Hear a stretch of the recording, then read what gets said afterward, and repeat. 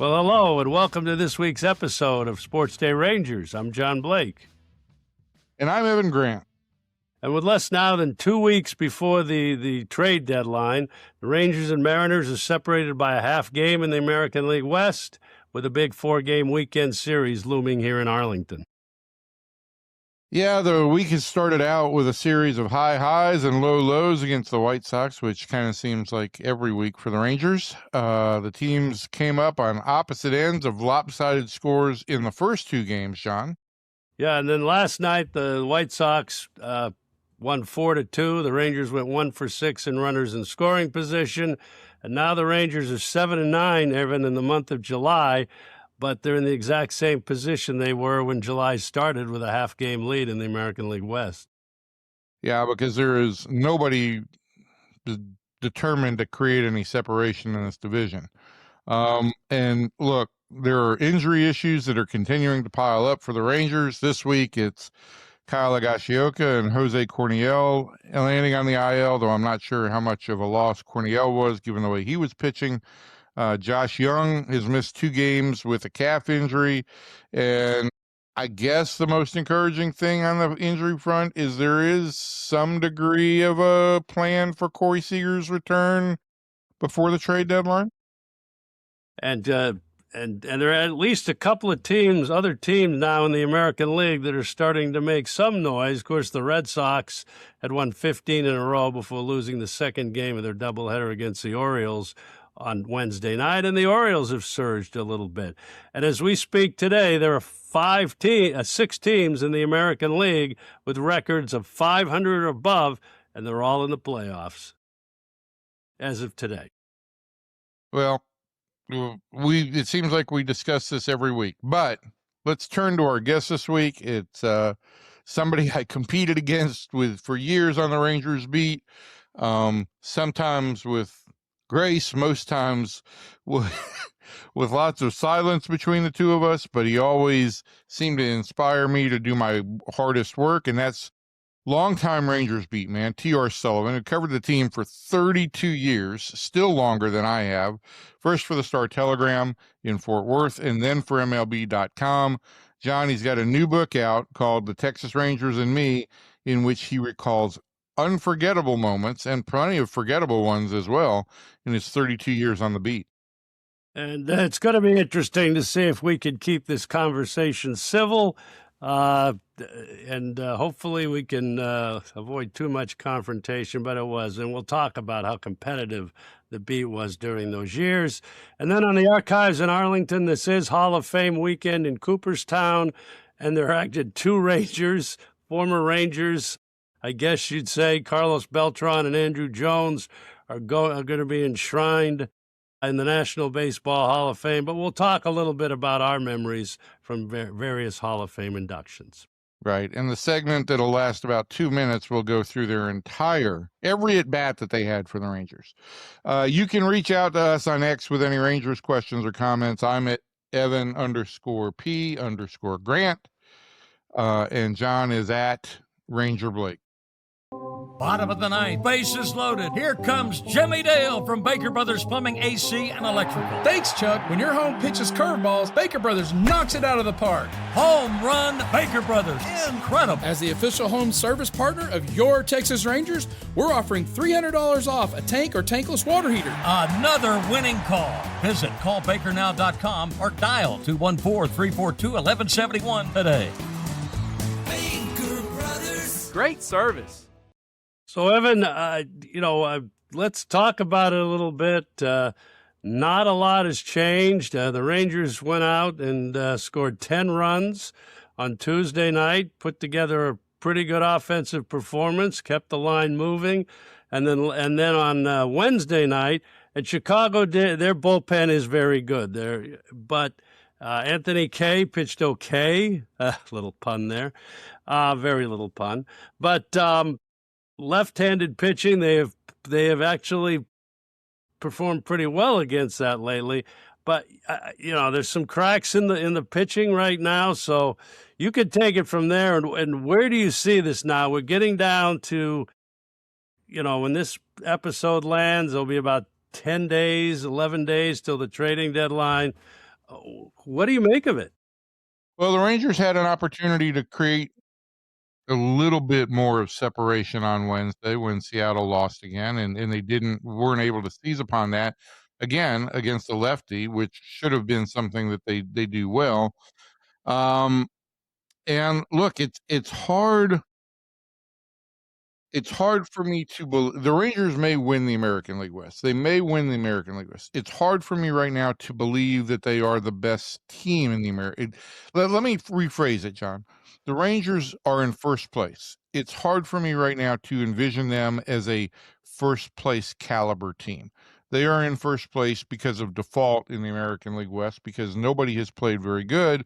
And you look at this team and sure, there are some possibilities that you see if Corey Seager gets back, but you also look at this pitching staff right now, and you lost on back-to-back days with Jacob deGrom and Nathan Eovaldi pitching against good teams. We saw Kumar Rocker have his best start of the year, Yeah, but he had 10 days of rest, and so his fastball was better. And that made his new splitter a little bit better, and we'll see if that can continue when he goes back to the regular 4 days of rest. The bullpen ahead of Jacob Latz and Jacob Junis remains something of an issue. I think obviously Tyler Alexander has pitched well from the left-hand side, but you've still got that pack of rookies if you have to go into the middle innings. And now you've got a situation where neither of your opening day catchers is active. And it's entirely possible that both Kyle Higashioka and Danny Jansen could be done for the year. So do you need to go out and look at a catcher as well? So it's one of those moments for me. They've come out of the break. They've played 2-4 against a pair of good teams. And maybe if they win one or two other games, it changes your perspective. But right now, I'm on the glass half empty side rather than the glass half full, just because I see these issues that keep them from playing their best baseball. and as you mentioned with the catching situation, Elias Diaz has done a remarkable job. Elias Diaz, but he's starting. You can tell there's some cracks starting. His offensive numbers have dipped. You're putting guys in very tough situations that have kind of carried you even to this record, to this point where you've got to get, and Chris Young has said this, you've got to get your best players on the field, or you've got to figure out how to create some reinforcements. Yeah, let's go through this team just for a second and look at some guys. And you've got Cam Cauley has come up for 3 weeks and he has played very well up here. Justin Foscue appears to be a really good option against the left-handed pitching. But you get into these guys who have played every day. Zeke Duran has had a very good season, but he's going on 100 games now. And does he start to get overexposed or fatigued? Nicky Lopez is played regularly. Does he get to a point where he's a little bit fatigued or overexposed? The same thing with Elias Diaz. These are all questions that, maybe you'd feel a lot more comfortable about if you had Seager on the field and producing at Corey Seager career type thresholds. If you had more consistency again from Jake Berger, who has also gone into, one of his long-time bit of a tailspin. Yep. So those are all questions that, like, when the team isn't playing well, you see the negative side or you see the flaws in all these guys' game. Yeah. So let's talk about Jordan Montgomery a little bit, because I think that's pretty relevant right now. He did not pitch particularly well in his last start at Round Rock. He will get another start another rehab start. Has that been confirmed at this point? And then maybe try to slip into the rotation next week? Yeah, he's going to pitch. As this drops on Friday, he's pitching tonight, I think, in Albuquerque. His other option was to pitch today, as we record this on Thursday, at 11 a.m., and I think the Rangers decided that would be better if he just pitched at night. The velocity is probably still a mile or so below what the Rangers would like to see. And Jordan talked about some things where he's,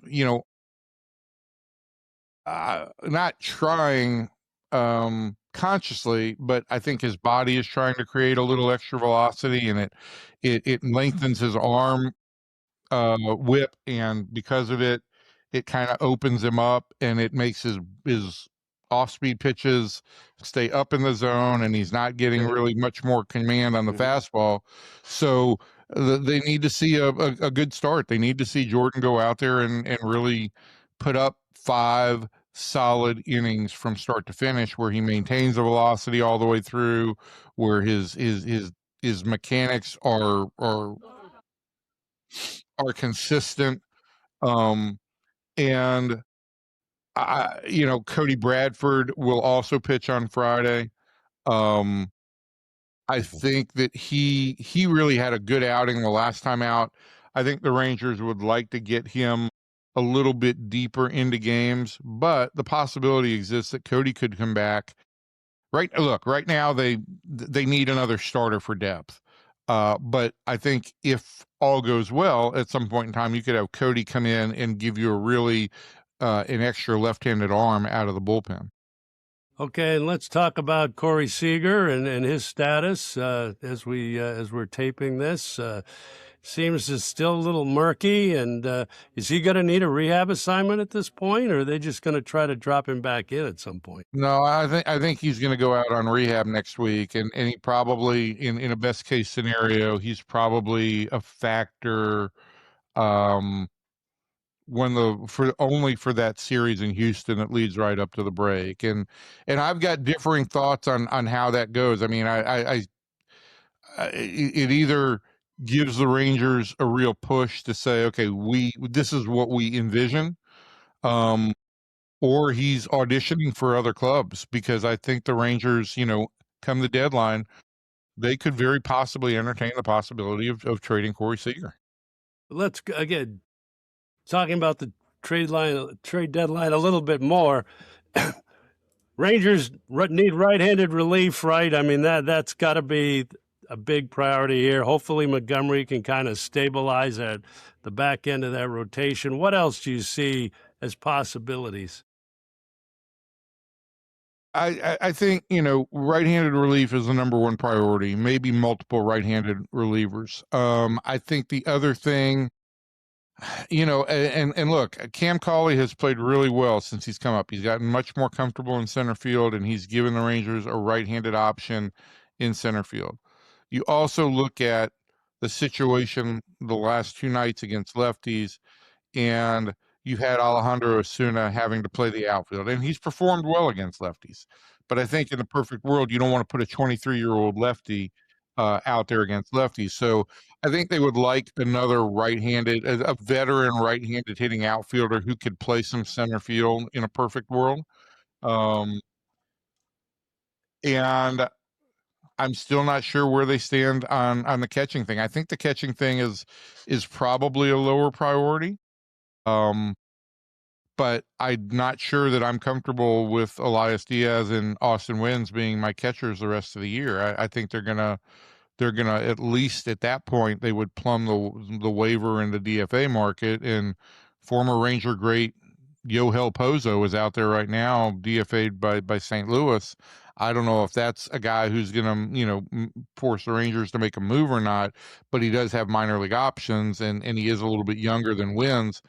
And listen, I don't rule out the possibility if the Rangers aren't satisfied with Jordan Montgomery after this start, I don't rule out the possibility that if the Rangers think they're going to compete, that they wouldn't consider trying to pick up a starting pitcher. Well, it's going to be interesting. A lot to unpack here in the next 2 weeks, and but John, I think we're I think we're not telling the full story if we don't also acknowledge, look, what's the capital that the Rangers have to make for a trade? The farm system is thin right now. It just is. I mean, that's the bottom line. And if the Rangers aren't going to trade Sebastian Walcott or Caden Scarborough, which I do not believe, I believe both of those guys would be untouchable unless they were to get like a controllable long-term player, right? You don't want to rent a player for those guys. That's for sure. If you were to get if you were to go into the market, say, and look at Keller's Shea Langoliers, who's on the market from Oakland, Right. maybe that's a guy, because catching is such a weak position around the league. Maybe that's a guy with multiple years of control you would consider giving up one of those top 2 prospects. But outside of that, I don't see the Rangers doing that. And then the other part again is this, ownership did cut the payroll significantly this year. Yes, they did. The question is whether or not, Ray Davis is going to be willing to add on payroll for the final 2 months of the season. And this is why these games coming out of the break are so important. Yes, the Rangers were 5 games over 500 at the deadline last year and made some acquisitions. That's not going to happen again. This team needs to play well for the next 10 days and really play hot going into the deadline, be on a little bit of a roll, have a little bit of separation from the Mariners, which means taking 3 out of 4 this weekend, being really what the Rangers have to do. Because if you don't, you get 0 separation at the very best, right? Right. And then you're looking at having to go to Seattle late in the year, where you've played terribly for the last 5 years, and have to win a series out there. So I think the Seattle series, it's the Rangers' opportunity to create some momentum going into another huge week on the road that ends with that 3-game series in Houston, and they need to play their best baseball. This is the time for them to do it. Yeah, well, and Houston's only 2 out right now too, so it's an amazing situation, but we'll see what happens. Again, 10 days is an eternity before the trade deadline, so we'll see. But let's move on. Our guest on this week's podcast is T.R. Sullivan, who Ranger fans will remember was a Rangers beat writer for 32 years, 2 more than Evan currently has, for the Star-Telegram and MLB.com. And TR has a new book coming out chronicling his years covering the team, called The Texas Rangers and Me, a baseball writer's 32 years in Arlington. And we'll talk to TR next, hopefully civilly, with Evan and me.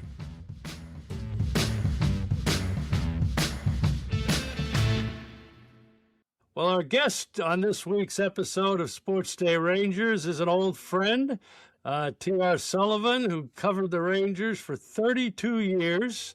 Evan's only got 30, folks. T.R. covered us for 32 years, from 1989 to 2020, for the Fort Worth Star-Telegram and then the MLB.com, and he has a new book out called The Texas Rangers and Me. TR, welcome to our show. Thank you, John. Thank you, Evan. Thank you for having me. I greatly appreciate it. Well, we're glad to have you here. We have lots of questions. Yeah, we have lots of questions, and I'll start by just I've read the book. Evan, have you read the book? I've read segments of the book here and there. Okay, well, it's an incredible kind of compilation, and TR is a great baseball historian. He and I have a thing in common, and that was the 1967 Red Sox. It kind of piqued our interest in baseball. That was almost 60 years ago, believe it or not. Next year will be the 60th anniversary of the Impossible Dream. But TR has written this book, and it's a kind of a compilation of different players, events, and stories. And TR, what was the motivation for putting all this into a book finally? Well, of course, everybody always wants to write a book, but it's very difficult to do. The funny thing was, after a year of retirement, I went to work for like 20 minutes for Barnes and Noble, and just to see if I liked working at a bookstore. And the one thing I found in the baseball section, they were all Yankee books. I mean, you had Ball 4 and Derek Jeter and CC Sabathia. I said, come on, we got to be able to write a book about the Rangers. And I know Jim Reeves wrote one, and Eric Nadel, and Seasons in Hell too. But anyway, I just started writing and putting it all down. And Jeff Wilson put some of it on his website. And so finally I asked somebody, the book's pretty much done. How do I get this thing published? And a mutual friend of ours, Paul Rogers, said, try University of Nebraska Press. They're the ones who did Seasons in Hell. And he said they did a lot of baseball books. So I emailed Rob Taylor, and he said, yeah, it took like 5 days to get the whole thing ironed out, and we got it published. It was a lot easier than I thought because University of Nebraska Press has been great. I mean, just basically, my memoirs are just my thoughts, what I remember about covering the Rangers. We should point out the book has been released here just in the last couple of weeks, and we will have a book signing at Globe Life Field looking at Friday, August 21st, which is the weekend that we are honoring the 1996 team. So it will tie in very nicely. TR, I'm curious, and not because I'll write a book someday. We know I can barely string 2 sentences together, but what did you have to go back and do additional reporting, or did this, I know how much of a baseball historian you are, and it always amazed me the things that you could just thumb back through your mind on stuff that happened with the Rangers. Did you have to go back and do additional reporting on this, or was this all written basically from memory? I did no reporting. I'm done reporting. It was just. That's not true, TR. You're on our high school staff right now. Well, yeah, I love it. Yes, I do cover high school football for the morning news, and I did write a front page story with you. I wrote a young man from Plano who swam the English Channel, which was a great story. Evan and I were side by side on the front page of the Dallas Morning News. I think John Blake thought he'd never see that. But I have access to some databases that allow me to go back and look at newspapers, and of course MLB.com and my own stuff here. But yeah, it was pretty much basically the way I remembered it. Some things, I want to make sure I got all my facts right, because I hate reading nonfiction books, and then I'm reading these. And John's nodding his head. Yes, you go back to these nonfiction books, you go, no, that was wrong. That's not what happened. That was basic fact. I mean, it's not like his opinion was wrong or the writer's memory was wrong. It was just basic facts that you can look up. So anybody that read Bobby Valentine's book knows that. So I didn't even realize Bobby Valentine wrote a book, but again, if it's about the Rangers, they didn't make it to Barnes and Noble here in Plano. So yeah, it was just basically Evan from what I remember. So if you say, well, I don't remember it that way, I perfectly understand. No, I'm going to use it as an encyclopedia pretty much, because I don't remember any of that stuff. Well, some of it was before your time, Evan. So, but not a lot of it. Some of it. It's almost. It fits perfectly, John, because as you know, Phil Rogers wrote. I really like Phil Rogers' book, and I still have it. The Impossible Takes a Little Longer, and that runs up right through the 1989 season. Yep. From 72 to 89. Then I start from basically 89 up until, I retired. And I have a little bit about the World Series, but that was just basically, I was not a part of that. So basically it's almost like a sequel to Phil Rogers' great book. You got 2 books right there. And of course you got Seasons in Hell, which, that's a little different than Phil and our book. No, that's a little bit different. Right. That's the Mike Shropshire book from about the 73 to 75 Rangers, correct? That's right. Yeah, that's the time frame. Good read too. Yep. That's a good read, but Evan, that's not the way the beat was when we covered it. That's not how we did the beat. No, the Rangers were a little bit more legitimate, not a ton, but a little bit more legitimate by that point in time. The Shropshire book tells a story about Billy Martin's hiring and Whitey Herzog's firing and the 74 season, and then everything falling apart again in 75. And let's just put it this way, there was a lot of drinking by the reporters in that book. Yes, there was. Of course, I was never accused of that, but just let's be honest. I mean, the Rangers for a lot were just chaos in the 70s and the early 80s. And that all changed first when they hired Mike Stone as the club president. That was a seminal moment in Rangers history. Number 2 was hiring John Blake. I mean, John Blake brought professionalism. Yes, you did, to the PR staff. We all love Bert Hawkins, but Bert Hawkins was basically a former writer who was just playing out the string. I mean, his idea of a press release was calling Associated Press. He never called Jim Reeves or Randy Galloway. He said, if you guys want something, you better just watch the Associated Press or UPI.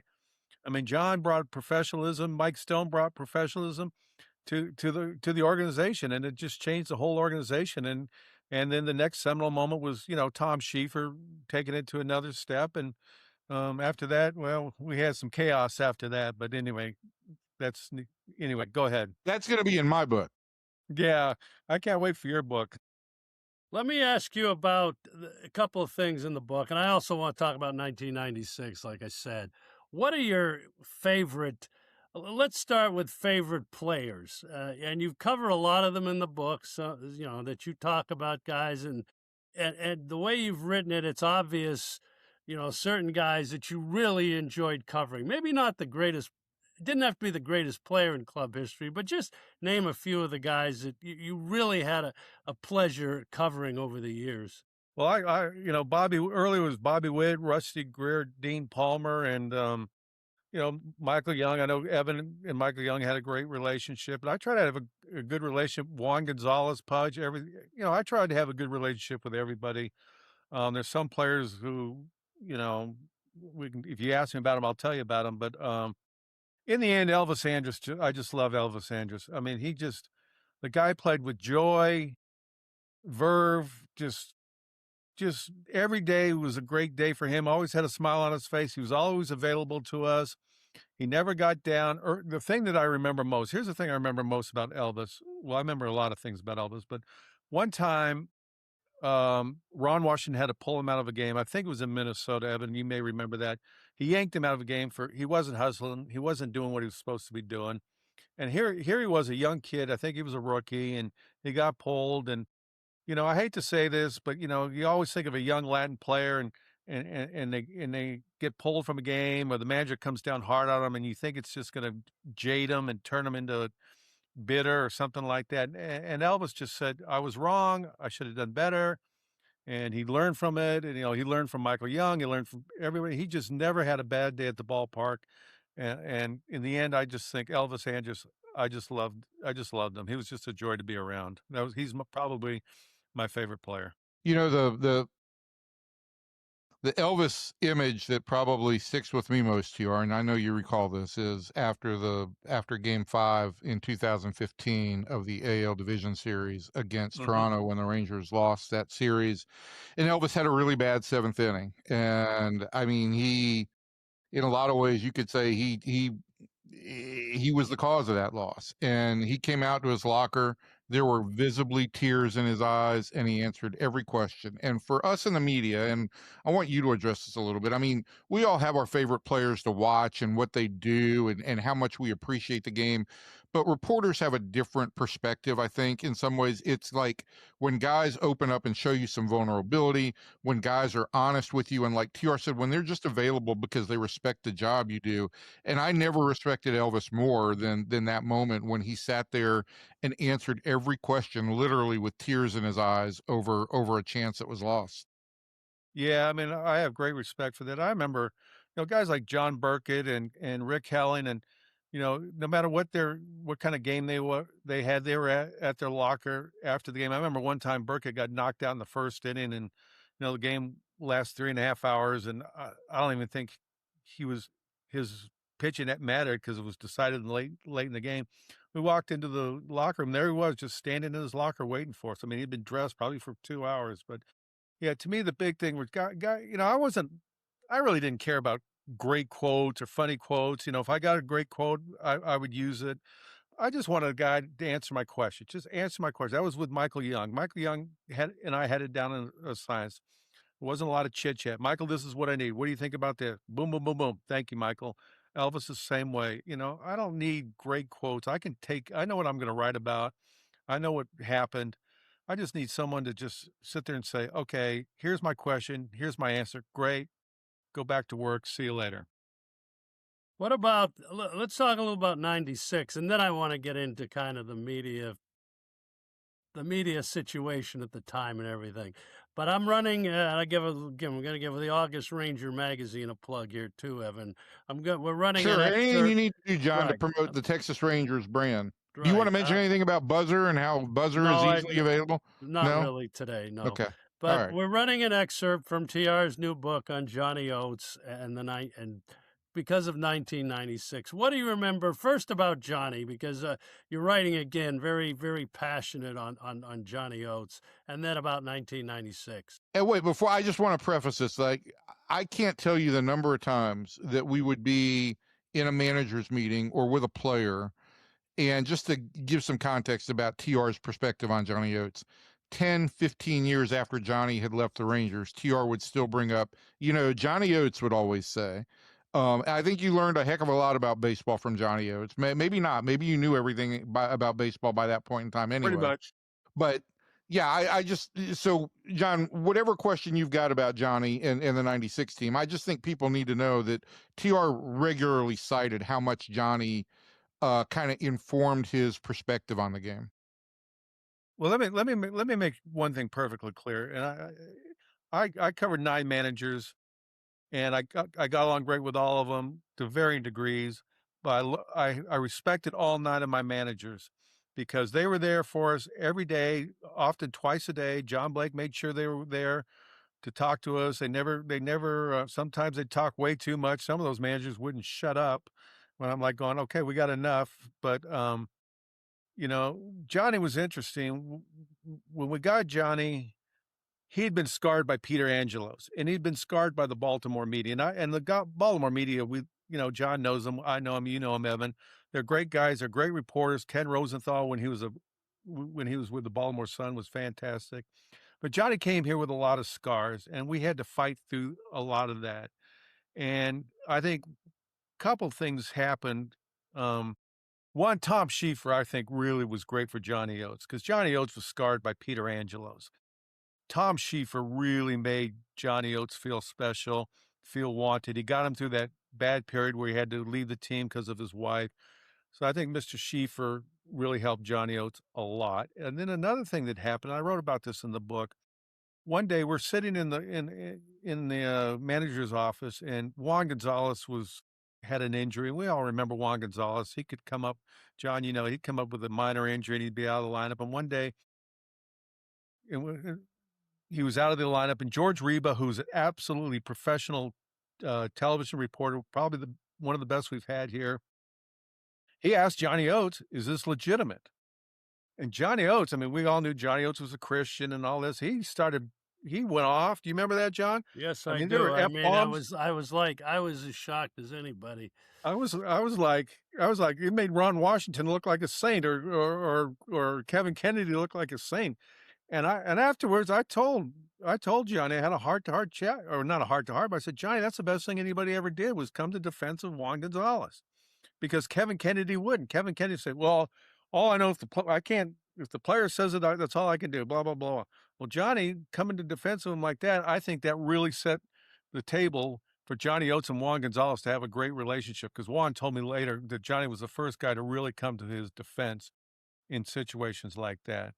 So I think that, and then another thing that was interesting, we're in Kansas City. This is 96 season. The team had got off that great start. And when we went to Kansas City, they'd lost like 6 out of 8, blah, blah, blah, or something like that. And after a Friday night game, Johnny Oates blew up. He blew up and had a tantrum in the clubhouse and pretty much laid into his team. So after the game, we went in there, and we all knew when there was a team meeting, because you were in there 10 minutes later than normal. So we pretty much, Susan and I ascertained that Susan Slusser, the great San Francisco Chronicle baseball writer, was here for a year. We all knew that Johnny had a team meeting. And so we asked him about it, and Johnny was forthcoming. He pretty much told us in general terms, what the meeting was about. Because before that, Johnny Oates said, team meetings are none of your business. That's between me and my players. I'm not going to talk about it. But that night, he kind of opened up. And by doing that, I was able to go talk to players on the record, Dean Palmer, Will Clark, and guys, and say, what do you think about this meeting? So the next day, I went in and talked to Johnny. I said, Johnny, let me just tell you what happened yesterday. By you opening up and tell us what the team meeting was about, we could go up to the players on the record and ask for their opinion, instead of you saying nothing and me having to go in there and talk to players off the record and get my clubhouse sources and all this and all that stuff you don't like. By being open and honest, we were able to write an honest story, and it's no big deal. And I think Johnny learned from that too. So I think my whole point in this is Johnny, for the first couple of years, he transformed from being scarred in Baltimore to being more open and friendly and easier to work with. John, you agree with that? Yeah, Johnny was he would, the incident with George, I mean, Johnny would sometimes have an impulsive reaction, and then he would regret it almost immediately. Mm-hmm. And that was the thing with Johnny, and he did that throughout. But I mean, I remember those years very fondly. So yeah, I would agree. Yeah.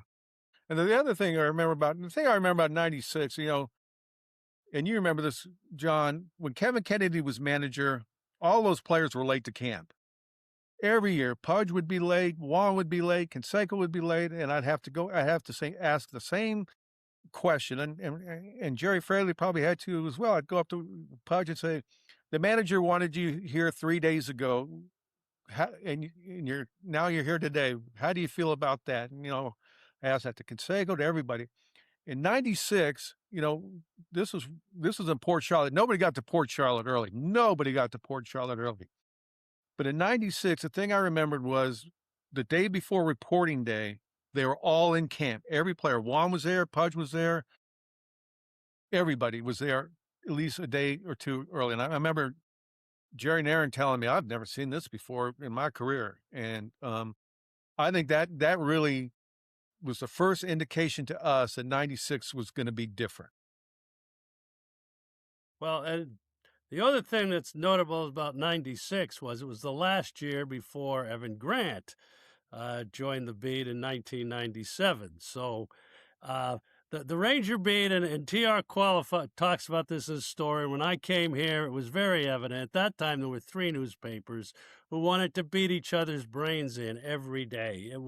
I think it was one of the most competitive beats in Major League Baseball. I don't know how you guys, if you guys agree with that, but talk a little bit, and this can be obviously both you and TR and Evan, talk a little bit about that dynamic and really how it worked on a day-to-day basis. Well, I was like I said, baseball historian. I love baseball. I absolutely love baseball. I got the baseball beat, and I thought it'd be a sports writer, and I'd write Grantland Rice and all this stuff.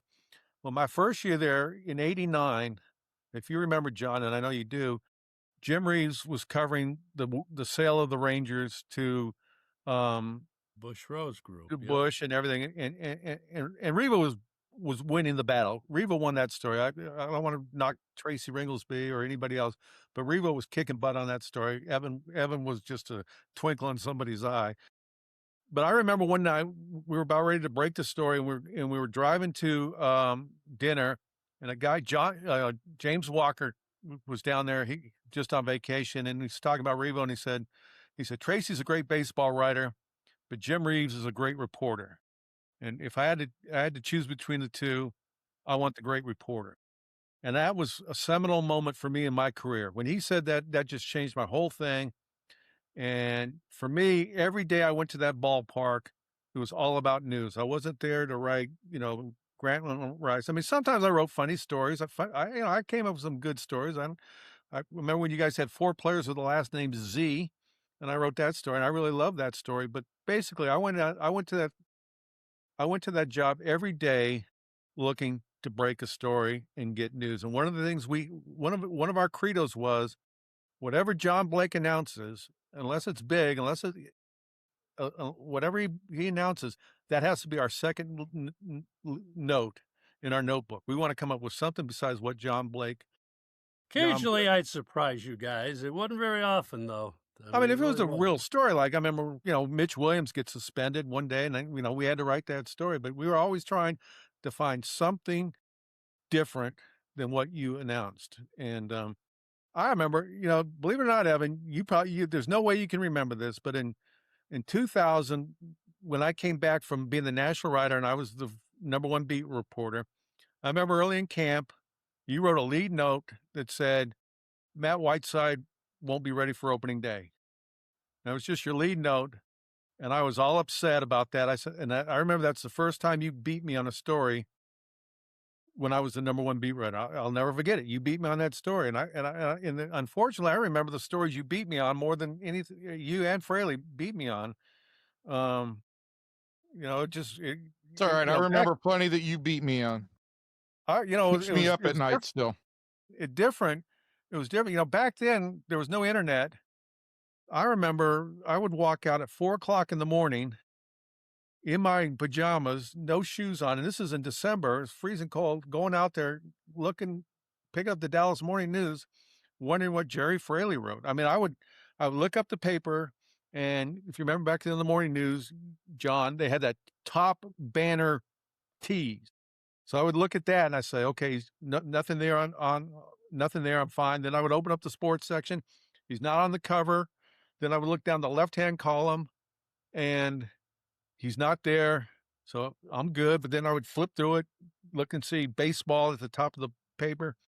And if he didn't have anything, I'd go back to sleep, and I'd sleep soundly for 4 or 5 hours. But here's the funny thing. And I know this. One day, Jerry Fraley's talking to Tom Grieve, and he comes up with some ridiculous fact about baseball. And Grieve goes, how do you know that? And he says, Jerry Fraley says, well, that's what happens when you're up till 4 o'clock in the morning reading the baseball encyclopedia. And when he said that, I said, this guy does the same thing I do. He was waiting up until the Fort Worth Star Telegram was on his doorstep. Yeah, it's hard to explain to people what the dynamic was like. And when I came here in '97, I had been on the smallest paper of a Marlins beat that was very competitive between the Miami Herald and the Fort Lauderdale Sun Sentinel. But everybody hung out. Gordon Eads was on the beat for the Fort Lauderdale Sun Sentinel, again, one of America's great baseball writers. And he knew how to keep everybody friendly and then go find his stories on his own. And so when I came here and the dynamic was so competitive, I immediately felt insecure, a feeling that probably permeates and drives me to this day. I remember TR and I went out to dinner in Oklahoma City after an exhibition game. I think that's when Will Clark banged his elbow and late for the '97 season. And it was a nice dinner. But I also knew I've got a choice here. There's quote unquote in our lexicon, there were good guys and there were bad guys, and the bad guys were the competition. And so it was my choice. I was either going to have a close relationship with Jerry Fraley, who was kind of my mentor and a great reporter, or I was going to get along with TR and not learn anything on my beat. So I had to make that decision. And listen, John, you can even speak to this, that this is how broken the beat was when I got here in '97. Johnny Oates did a session with the Star Telegram, and then he did a session with the Morning News. He didn't do one manager's briefing. He did separate ones. Right, and we had to get away from that, as we got better, and that started with Kennedy, Kevin Kennedy, in the previous regime. So, it was a What was it like managing that, John? Seriously. You just kind of you kind of learn to deal with the personalities, and again, Baltimore was nothing compared to here when I got here in the fall of '84, because in those days it was Galloway, Revo, Phil Rogers was the pup on that beat, and Tim Ekirk, but it was just, and you kind of learn to live with it. You try to do the best you can. And there were days that I know that neither paper at the time was very happy with me, and we'd get into it a little bit, to put it mildly. But you just kind of deal with it. And I think TR would agree with that. That's how we had to, that was the dynamic based on personalities. Well, and the managers understood that for the most, but we did have to get away from that as time went on, just because the team got better and everything. The story that always. The pressure's on, and it got worse. When it got worse was when after the internet and people started putting on their blogs. Well, Evan Grant was reporting this, or T.R. Sullivan reporting that, and it's one thing to go out on the curb at 4 o'clock in the morning and see what the opposing newspapers writing, but now you got people around the blog saying, well, Evan Grant broke this story, and you're like going, no, he didn't, I had that story too, or no, or it's not that big of a deal, and it's just that drove, then they had baseball trade rumors, that website, which I love those people because they're always very fair and they're very good. But God, I mean, guys learned to, and I'm as bad as anybody. Guys would sit there and publish a story, then they would email baseball trade rumors and send them the link. I mean, I think Gordon Eads was the first one who started that little thing there. Then I remember this was funny. I'm sitting in the clubhouse with John Blake and Surprise, and he tells me that they've released some minor league infield, and Ed Price was sitting next to me. I think he was working for Newark.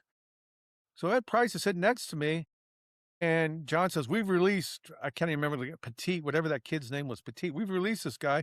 So Ed Price tweets it out. We got the Newark Star Ledger, whatever help paper he was working for, announcing that the Rangers have tweeted this infielder. And I'm like going berserk. How could John Blake do that? Yep, Gregorio Petit, I remember. And nobody cared about that. I mean, nobody cared about that.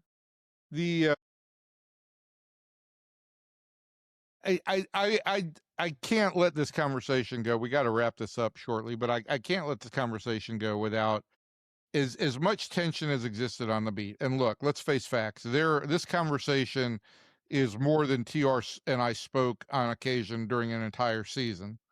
But I think we both respected the hell out of each other. I always thought that, like, in the manager sessions, TR brought such good questions that I had to be able to counter them, and it made me more prepared. And I felt I don't know that I realized that in the moment, but I certainly realize it now.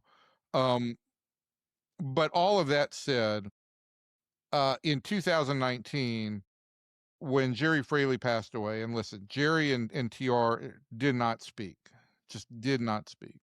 And the Rangers were very gracious to host a memorial service at Globe Life Park. And a bunch of old baseball writers came in, guys who had known Fraley for forever, and all spoke. And baseball beats, again, in that point in time, you were part of one network or another. And this was the Fraley network. And out of nowhere, I still just remember TR walking from the back of the room when everybody was done speaking and going to the lectern and saying he wanted to say a few things. And I didn't know how this would go. But I was happy that he went up there to talk. And then he spoke really eloquently about just how much he learned covering a beat alongside Jerry Fraley. And it was a real eye-opener for me in that, look, we go to work and sometimes we act like we hate one another, but we do respect the job that everybody does, and guys who work hard and guys who are diligent in their reporting. And TR always was that on the beat. Jerry was always that on the beat. And I do think that Ranger fans have benefited from a long line of great baseball reporters in the market. And TR, I've told you this more than one time before.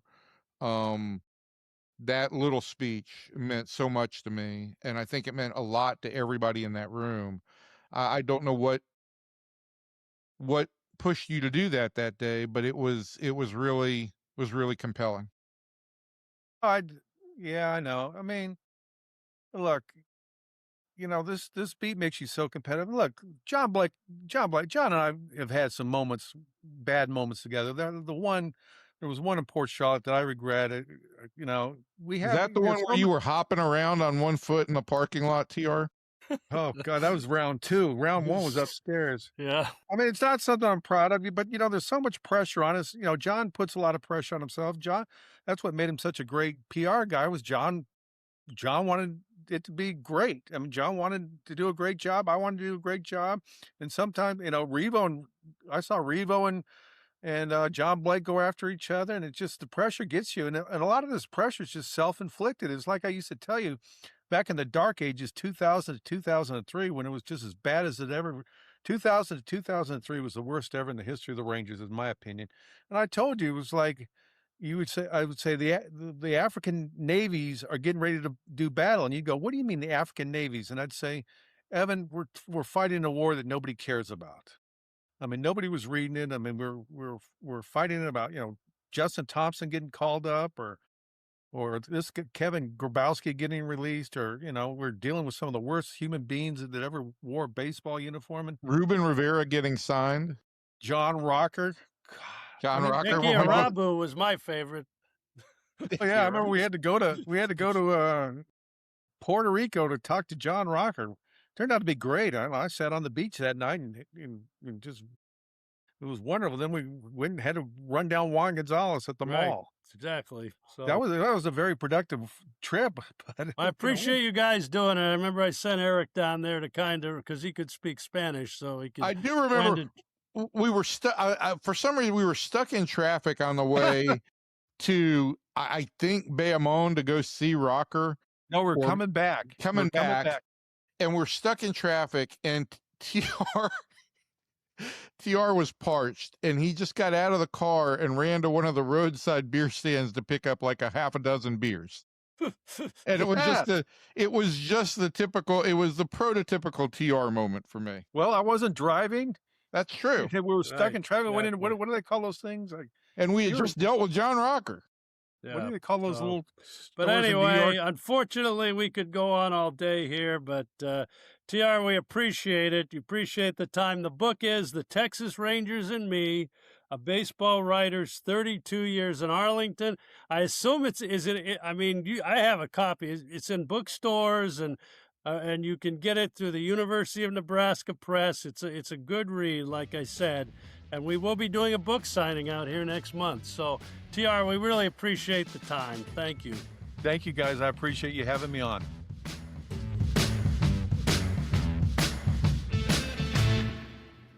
Well, always good to listen to Evan and TR Sullivan spar over the years. We could have talked for hours about different things and everything, but it was a very competitive beat. And, and the personalities really, and they made it. They made it more competitive, and they really, as a result, the Rangers got a lot better coverage. Yeah, listen, and I hope listeners enjoyed it, or found it interesting. It was definitely a weird dynamic, and there's a lot of stuff that over the years I regret, and a lot of stuff that I learned from, but covering the beat alongside TR, I think made me a better reporter than I ever thought I would be. Again, well, you think Evan needs 2 more years after this to tie TR for the record. He's the 30th year this year, so we'll see if he's still doing that. But let's go ahead. Let's move ahead to the archives in Arlington this week. And this weekend, of course, is the induction ceremonies in Cooperstown for the new members of the National Baseball Hall of Fame, the class of 2026, Jeff Kent of the Giants, and then 2 former Rangers, albeit very short period of time, Carlos Beltran and Andrew Jones, brings the number of Rangers in the Hall of Fame who wore a Ranger uniform as a player in a regular season game to 11. These 2 guys fall at the very end of that list. Andrew Jones played 82 games for the 2009 Rangers. Carlos Beltran played 52 games for the 2016 Rangers after being a trade deadline acquisition that was hopefully going to drive the Rangers to a long postseason run because of his postseason track record. It did not. He went 2 for 11 in the 3-game sweep to the Blue Jays. And as far as we know, he stole no signs during his time with the Rangers. Okay? Exactly. Although he did in his last year in the big leagues was the next year. That was the 2007 Houston Astros World Championship. So, Evan, just quickly, I mean, you were a big Braves fan, obviously, as a kid. What are your biggest Hall of Fame memories, would you say, on Hall of Famers? John, I don't know that I'll ever have a greater Hall of Fame memory than going with Adrian Beltre when he got his private tour. And to watch Adrian look up at the Latins in baseball, and look up at a display that was dedicated to Juan Marichal, and just see how emotional he was about what Latin Americans in baseball meant. And then there's a video, and this is before the induction, right? So the background. This was in January. This was right after the election, and we took a private plane up to Cooperstown the next day with him and Sandra, and And I was fortunate enough to go along. right, and that was I agree with you. That was so memorable because Adrian would not talk about that. He didn't really want to deal with it. He didn't want to deal with it in December, and I said, Adrian, look at the tracker. I mean, in January, I said, Adrian, we got to get ready for this. And it was his family that said, look, you're going to be a shoe-in for this. He didn't want to deal with it. It's because he's humble as a human. And so you go as you walk through the Hall of Fame, because the players that are there get this private tour of the hall first. And there is this exhibit dedicated to Latin American baseball, and there's Marichal at the very outset of it. And as you walk through it, at the end, there's a like a film, and Beltre was already in that film, swinging from one knee, and I just watching him watch himself as part of the Hall of Fame. All of that was very, very moving, and Adrian was very accommodating. And TR talked about how he likes to write news. I love to write about people, and I love when people will give me some sense of who they are. And that day with Adrian was just a great, great experience. And then flash forward to the Hall of Fame, and selfishly, and he called out you, John, in his Hall of Fame speech, and he even mentioned me. And to be mentioned in a guy's Hall of Fame induction speech, that's as close as I'm ever getting to the Hall of Fame. But what Adrian did, much to the Hall's chagrin, I think, was he was going to stay very close to what he wanted to do, was to thank people who had an impact on his career along the way. I think the Hall wants more of how would you describe what the Hall wants in their speeches? They want more of kind of a narrative, some stories. They just don't want a long thank you. They want some context on your career. And listen, I think that as he told his story and thanked people, right, he did create the narrative of what his career was like. But he was not going to leave out people. Wasn't going to leave out Brandon Boyd, the Rangers clubhouse manager. Wasn't going to leave out people who he felt touched him along the way. And so that was moving, and that was a great experience. Just being in Cooperstown, what I said after Adrian's induction was, I think it's impossible as a baseball fan to go to Cooperstown and be unhappy with anything, regardless of what the traffic is, regardless of how hot it is, regardless of anything that you experience. It is impossible to wipe the smile off of your face. The museum is fantastic. The ceremonies are fantastic. And when you get the inside view that you and I have gotten to a couple of these, it's overwhelming. So that's my memory. The other two very quick memories, John. First trip to the Hall of Fame was in 1994. My dad took me during a family reunion, and he took one picture inside the hall, and it was the cornerstone of Ebbets Field. And my dad grew up a Dodger fan. He loved the Brooklyn Dodgers. Even when they left Brooklyn, he remained a Dodger fan. Throughout my life, my dad and I had this rivalry because the Braves and the Dodgers were in the National League West. And he was so proud to take that picture of me in front of that stone that, that image remains with me to this day. And then during that, I think during a later visit, it might have even been during Eric Nadell's induction in 2014 when he won the Broadcasters Award, there is an artist who creates images of baseball players from baseball cards. And there was a large image of Phil Niekro, my favorite player growing up, all made out of Braves baseball cards. And I wanted my picture taken in front of that. So those are two things that really stand out to me just in terms of personal memories. But how can you beat, getting the White Glove tour with Adrian Beltre of the Hall of Fame? I don't think it'll ever get better than that. Yeah, and I've been fortunate. I mean, and then obviously in the years the Rangers. Well, you got the White Glove tour with Honus Wagner, right? Yeah, exactly. Go back, Cap Anson, maybe, who knows? The years the Rangers have been front and center, obviously, for me, have been the most. 1999, when Nolan went in and we played in the one of the final Hall of Fame games, I think, up there. 2014 with Eric was very memorable. 2017, obviously, with Pudge, first ballot Hall of Famer, and then 2024, because it was not only Adrian but Jerry Fraley won the BBWA Lifetime Achievement Award, and those have been. I've been to other inductions, a couple. It's great to go as a fan, but for me, as doing PR all these years, there was nothing better than going to Cooperstown and being able to have a party and invite former players and everything. Of all the stuff that I've done, I can't think of anything that's probably been more fun than doing Hall of Fame inductions, because it's just, you're right. It's hard to be mad. I'm sure I was mad a few times at those inductions when something didn't go right, but we had a bus issue in 24 that was a little rough.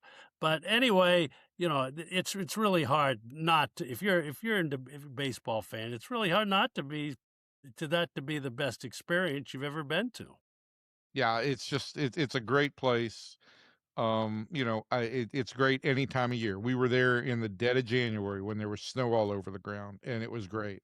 And so, yeah, if you haven't been, go. Whether you go for an induction or just go for a trip, if you are a baseball fan, you need to make the pilgrimage to Cooperstown and just drink it all in.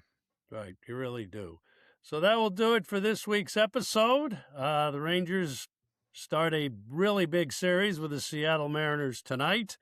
And Evan will be on the road next week when we're doing the show. He'll be in lovely Tampa, Florida, and then he'll make the drive across the Howard Franklin Bridge to beautiful Tropicana Field to see when the Rangers face the pretty good Tampa Bay Rays this year. So we'll see you all next week.